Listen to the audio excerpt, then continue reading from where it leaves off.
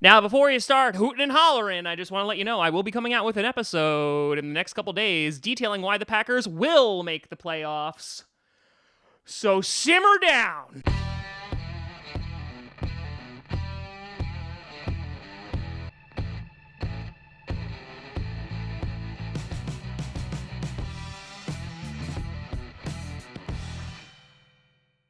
Grossi Posse Packer Nation. Welcome to the episode of Packcast, the podcast where you don't have to be a Packers fan, but it sure does help. I am your host, Tom Grossi, and today we are going to look at an issue that I'm not going to make any friends with, and that, unless you're a Bears fan or a Vikings fan or any other fan that doesn't like the Packers and you somehow watch this for some reason, thanks.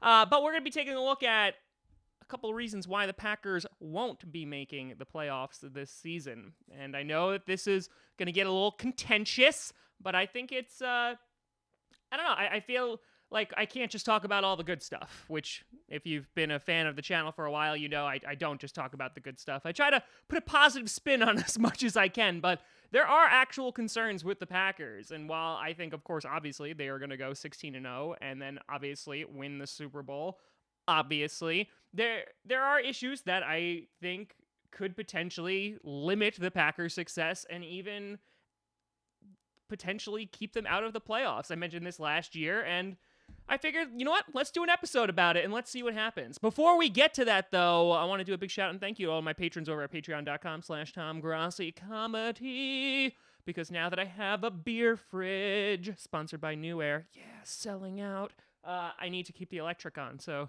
thank you for that. Check out patreon.com/TomGrossiComedy if you would like to stock the beer fridge. Now, let's talk about it. I'm going to go through about 4 main reasons why I don't think the Packers will make the playoffs. And again, this is not necessarily like, oh man, the Packers are definitely not going to make it. But if they're not going to be contending in January, I think these are the reasons why. And numero uno, that's 1 for our Spanish and Italian-speaking friends, is because we got a brand spanking new head coach and new offensive coordinator. So we got new coaches, people. And while some people will be like, absolutely, this is a great thing, and that's something I will mention in the next video about why I think getting this new blood, quite literally, is a great thing for the Packers, considering we have become way too stagnant. This also brings with it a bunch of challenges. So first of all, let's look at our new HC, our head coach, the sexiest head coach in the NFL, Matt LaFleur.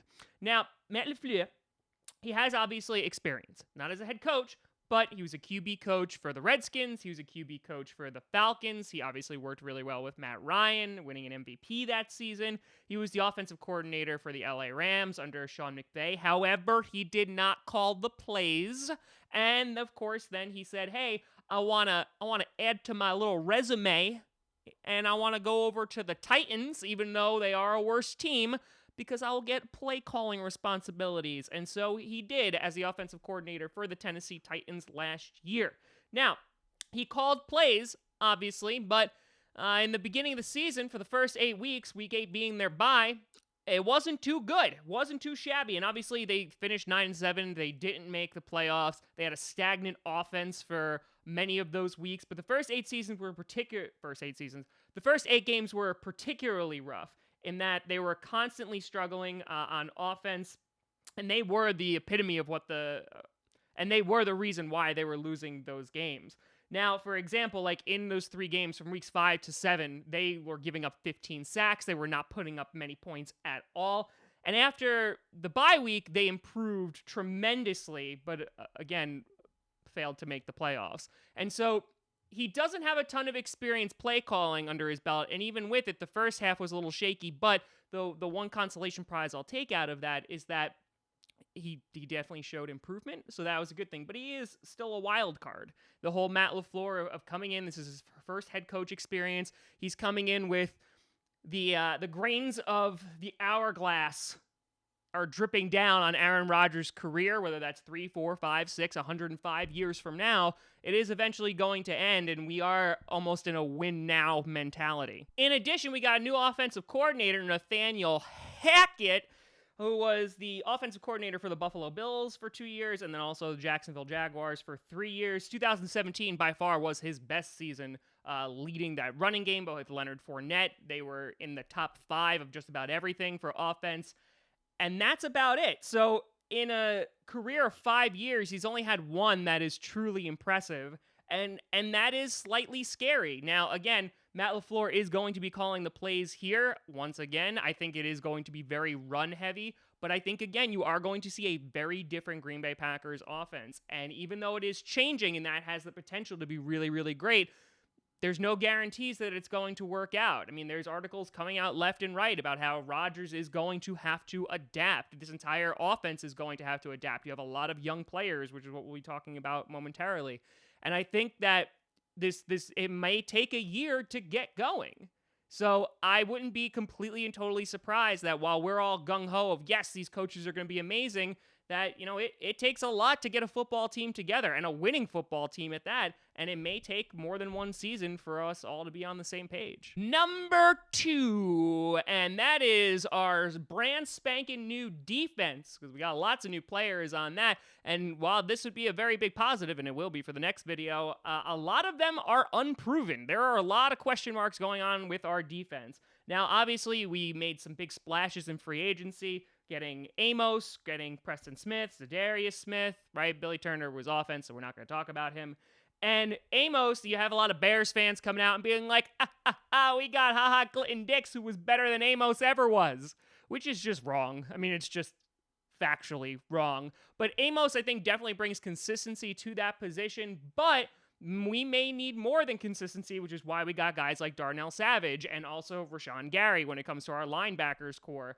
And so while you have Preston Smith and Zadarius Smith that combined put up more rushes on the QB, more pressures on the QB than our entire defense combined last year, that's amazing. It is a completely different team. It's a different defensive coordinator under Mike Pettin. And so, again, just because you're taking a bunch of guys from free agency and throwing it together doesn't necessarily mean it is going to work.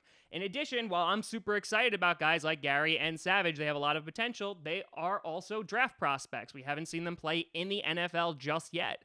And you have Amos, who had to rely, or was able to rely on a Pro Bowl safety, a Pro Bowl backfield in the Chicago Bears. He doesn't have that in the Green Bay Packers. Obviously, we have great cornerbacks like Jair Alexander, but after that, there's question marks even with the backfield. For example, we still have Tramon Williams back there, who's 105 years old, who hopefully will be just more of a rotational player this year.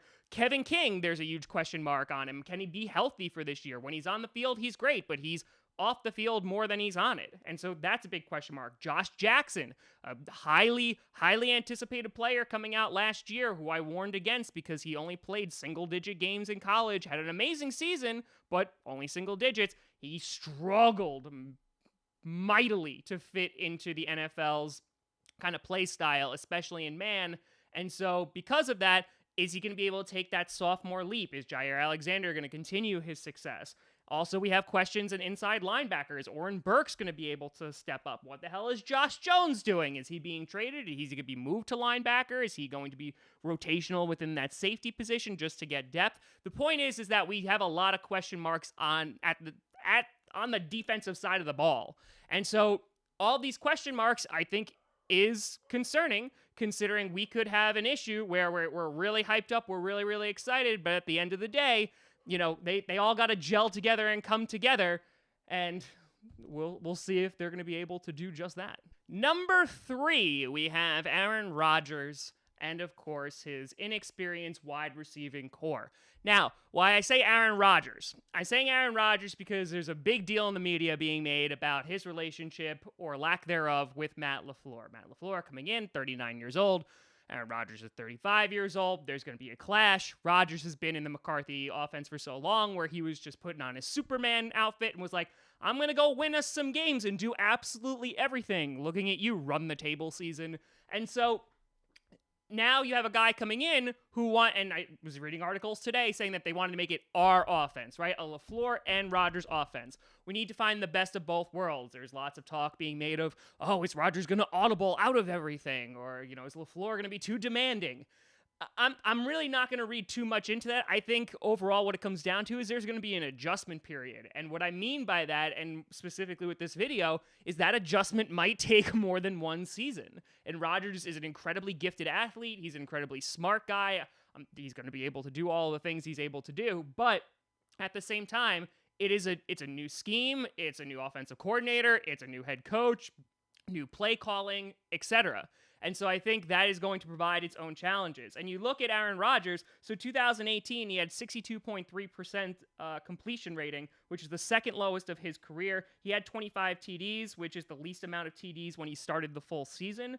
He was also sacked 49 times, which is the third most, but it was also for 353 yards, which was the most of his career, losing those yards on sacks. And that has been, I think these stats make 100% sense, because you have Rodgers, who is known for extending plays, who is known for holding onto the ball, sometimes a little bit longer than he should, and you also have an offensive line who can't stay healthy. These are problems that hopefully go away. You see a Tom Brady, for example, and the reason why Brady isn't hit as much is because he gets rid of the ball so quickly. Rodgers is not that kind of guy, and that's not an insult. It's more of he has made some of the most amazing plays I've ever seen by extending those plays, but the consequence of that is that sometimes he does get sacked, and so that needs to get rectified. In addition, if Rodgers does get injured again, we still don't have a backup quarterback, which has been a consistency since Matt Flynn. So that's another big glaring issue I see with the Packers that hasn't been solved. We have Deshaun Kaiser, obviously, and Tim Boyle, but neither of those guys really strike a ton of confidence in me if Rodgers goes down. And then we have his wide receiver core. Obviously, we have Davante Adams, who I think is going to put up huge numbers this year, like he did last year. But after that, right, we have Equanimeous St. Brown, we have Scantling, we have Geronimo Allison, we have Kumaro, we have Jamon Moore. These guys are untested. Geronimo Allison was on his way to having a good season the starting few weeks of last year, but then got injured. He needs to come in and have a big year. You have Equanimeous, who showed flashes. MVS had flashes. And then you have Kumaro, who when he was on the field, was pretty good. And then Jamon Moore struggled with drops. And what I'm saying here is that there's a lot being made of Rodgers' relationship with these wide receivers, and they weren't able to gel. And we have to hope that they're able to gel, because while I would love to just throw to Davante Adams all day, we need more weapons than just that. And I mean, if you look at Jimmy Graham, right? Jimmy Graham's another guy who we were expecting to break out. There needs to be some kind of relationship going on between Aaron Rodgers and the people he's throwing the ball to. And we would hope that a lot of these people are going to take that sophomore jump. They are going to be able to get on the same page as Rodgers, but throw on top of all that, they still have a brand new offense that they're also working out that's different from last year. So with that presents many issues. Not saying that it's impossible to get through these things, but they are problems. And then finally, the very last one, number 4, is that the NFC North as a whole is improving or isn't getting any worse. So even a team like the Lions, right, who I know is kind of the laughingstock, even though I know Lions fans, yes, you keep on beating us over and over again, but we still keep finishing ahead of you in the division. But the Lions in the offseason, right? This is their second year under Matt Patricia, who's a great head coach, in my opinion. They added Trey Flowers, which is a big signing. They got TJ Hawkinson as a tight end to provide some more looks and more schemes and more plays and actually have a threat as a tight end and also as a blocker.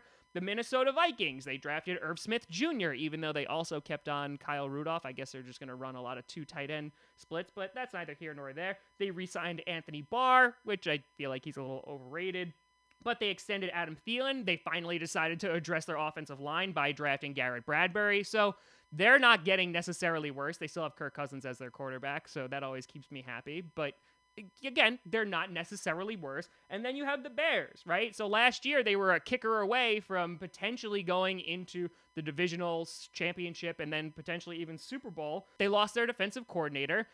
In addition, they lost Amos, but they said they replaced it with Haha. Again, I don't see that as an upgrade. But I think overall, they're still a very solid team. They drafted really well. They're going to have a good run game, even though they got rid of Jordan Howard. They got Cordell Patterson. They also drafted. And so I think that you have a very competitive division in a very competitive conference, being the NFC, and these are problematic. So even if the Packers are able to pull off like a 9-7 record or a 10-6 record, that might not be enough to win the division, and potentially not enough to even get into the playoffs. And so the point is, if you put all these things together, I'm not trying to throw a wrench or pull the e-brake on the Packers hype train for this season. I am very excited for this season. I'm very excited to see what this new iteration of the Green Bay Packers is going to look like. But at the same time, I am also reducing or tempering my expectations, because there are a lot of obstacles that this team has to get over.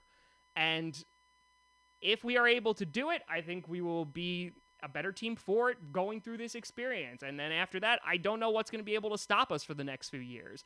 But it also might take a year to get there. It's not we're plugging in a lot of pieces and hoping that all the cogs turn together in unison. And that's not always reality. Now, I'm hoping it's reality for the Packers, and they are going to be the exception, or they're going to be able to at least overcome these obstacles, but there is a chance that they don't. And if they don't, then we might not make the playoffs this year. And I know a lot of you will be very disappointed at, and there will be a lot of people who will be like, oh, get rid of Aaron Rodgers, or get rid of Matt LaFleur, get rid of everything. I'm not going to go to that extreme, because I don't think it's necessary, and I also don't think it's correct. But I think here we got some obstacles to overcome, and I'm excited to see if we're going to be able to do that, because hell, that's what watching the game is all about. And like I said, within a couple days, I'll have another video out saying why the Packers will make the playoffs. So fear not. But let me know what you think down in the comments below. What's the biggest obstacle that the Packers have to overcome this season? You can always find me at TomGrossiComedy.com, TomGrossi Comedy, at TomGrossi Comedy, and all the social media you see down below. Check out podcasts on SoundCloud, iTunes, Google Play Music, and of course here on YouTube. But thank you so much for watching. I am Tom Grossi, and as always, go Pack Go.